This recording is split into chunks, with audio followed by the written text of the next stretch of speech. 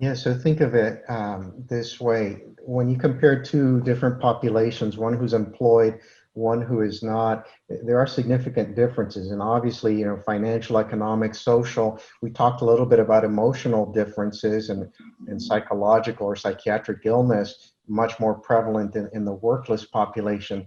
But there are also physical consequences, medical consequences.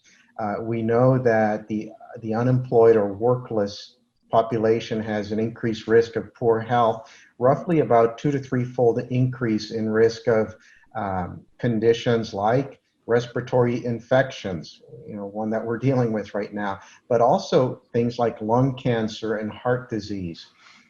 We talked about the mental health disorders. There's about a 6-fold increase in suicide rates. That number is actually much, much higher in young males who are unemployed.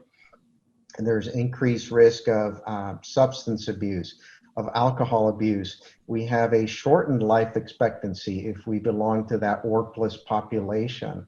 So these things are not insignificant, and I think it's something that we're going to need to be watching out for, especially as a large portion of our population today is not working.